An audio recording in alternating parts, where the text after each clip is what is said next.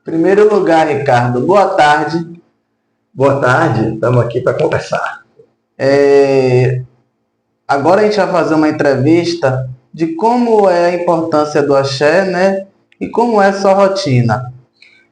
Então, o axé, foi chamado de axé music, sem dúvida nenhuma, tem uma importância muito grande em todo o movimento cultural de Salvador, depois Bahia e no Brasil todo. Porque essa música, que foi a trilha sonora de momentos de muitas gerações, de muitas pessoas, ela surgiu na rua, né, no carnaval, com a influência do que as pessoas faziam mesmo, e a gente traduzia isso através das músicas. Então, sem dúvida nenhuma, o que mais representa a baianidade, o movimento musical que mais representa a baianidade é o que se costumou chamar de axé music.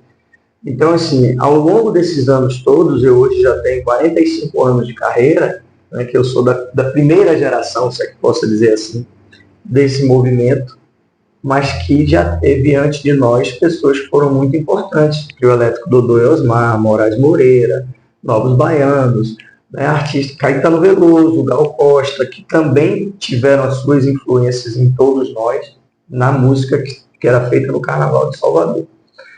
E a gente fez umas misturas musicais, né, a minha geração, que aí depois Luiz Caldas faz um sucesso estrondoso nos anos 80, lá em 85, mas eu já vinha trabalhando junto com o Durval Leves, que foi quem me chamou para cantar com ele, no início de tudo isso.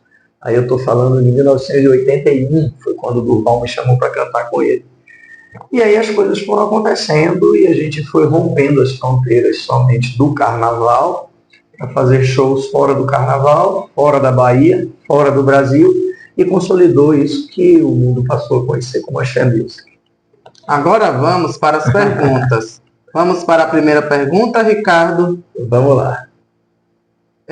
A primeira pergunta é a seguinte: a Bahia é uma usina criativa. Essa frase foi sua em uma entrevista. Como você vê a produção musical baiana hoje em dia? É uma usina criativa mesmo, porque se a gente for parar para estudar e analisar toda a história da música brasileira, muitos ciclos surgiram na Bahia. Então a gente tem desde o movimento tropicalista, mas antes disso, Dorival Caymmi, né, a gente tem muita influência da música, o samba nasceu na Bahia, então todas essas coisas têm a ver com essa terra da gente. E quando a minha geração chega, que a gente faz aquela mistura toda que eu falei, a gente consolida mais uma vez essa influência, essa importância da Bahia como usina criativa. E isso vem passando de ano a ano, de ciclos em ciclos, e depois do que se chama o axé music, a gente hoje já tem os movimentos dos pagodes, os movimentos que surgiram nas periferias, que são muito importantes também e que representam a nossa cultura. Eu acho que, indiscutivelmente, a produção musical baiana, ela jamais vai deixar de ter uma hegemonia muito forte, porque ela brota. A gente é uma usina mesmo, em qualquer lugar. O baiano, ele canta falando, ele anda dançando, então tudo que ele batuca vira música. Tem uma tradição nisso que se reflete em todos esses movimentos musicais que surgiram aqui. Segunda pergunta: em que ano o Carnaval de Blocos migrou para a Barra? Como se formou esse circuito? Então, a Barra, quando eu começo a cantar no Carnaval, meu primeiro Carnaval foi em 1982. Não tinha o circuito da Barra, mas alguns trios elétricos, alguns blocos se apresentavam na Barra, principalmente no último dia de Carnaval, quando terminava o desfile do circuito da Avenida, que é o circuito tradicional, a gente descia para se apresentar na Barra, só no Farol da Barra, que era o encontro de trio que a gente fazia. Então, no início dos anos 80, era somente aí que funcionava, não tinha um circuito de desfile de blocos.